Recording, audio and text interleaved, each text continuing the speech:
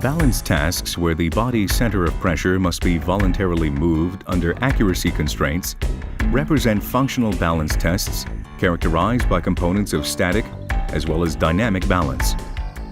Curve tracking tests represent one group of such tests, which enable the evaluation of active control over body equilibrium.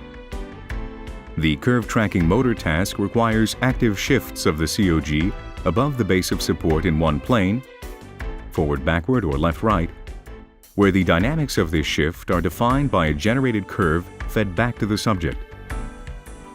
It is a complex task that requires active sensory motor and cognitive control.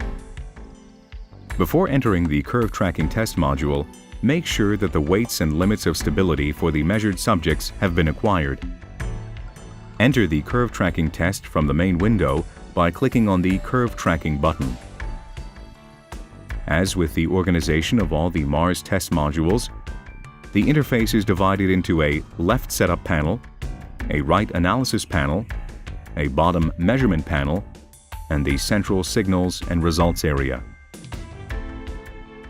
Before entering the left setup panel, make sure the subject is oriented correctly according to the force plate position. If not, correct the force plate orientation in the right analysis panel. Afterwards, the appropriate input parameters must be determined in the setup panel.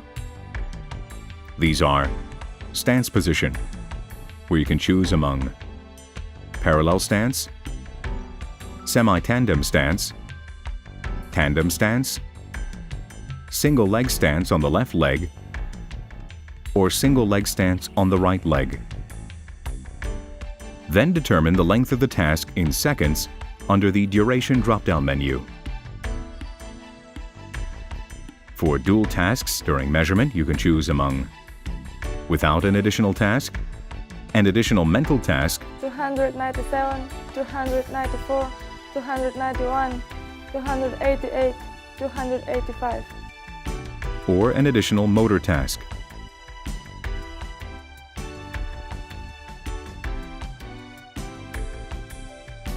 Under the Direction drop-down menu, the orientation of movement is set. You can choose between mediolateral or anterior-posterior direction of center of pressure movement. The shape of the tracking curve can be set under the Shape drop-down menu, where you can choose among sinus, triangle, square, ramp, or random curve.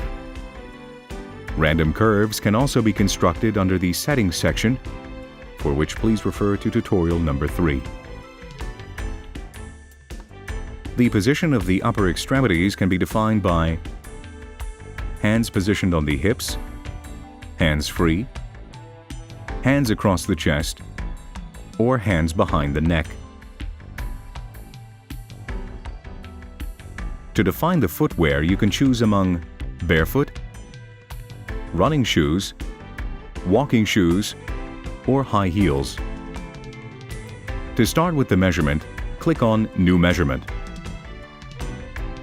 After launching the test module and clicking the New Measurement button, initialization and offset takes place.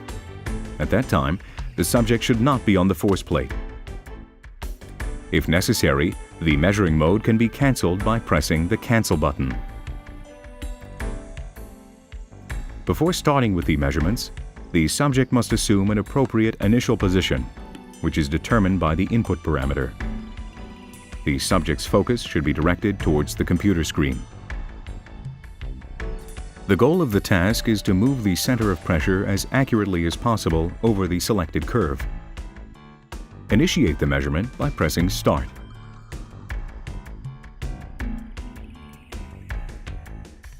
If the subject loses balance or changes a previously defined posture, the measurement needs to be repeated.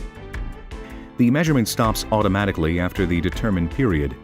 It can also be stopped manually by pressing the Stop button in the lower panel. The measurement can be repeated by clicking on New Measurement and not saving the previous repetition. If you are satisfied with the measurement, you can save it. The central window displays the center of pressure measured by the force plate. If the settings for analysis were changed after the measurement was completed, you can reanalyze the data by clicking on Analyze. The ground reaction force signal can be viewed under the Signals tab. Data from the analysis can be viewed under the Results Table tab. A more thorough description of the parameters can be accessed by right-clicking on the parameter name. Options for displaying specific sets of parameters can be accessed in the Parameters View menu in the right panel. For more information on that topic, please refer to tutorial number 7.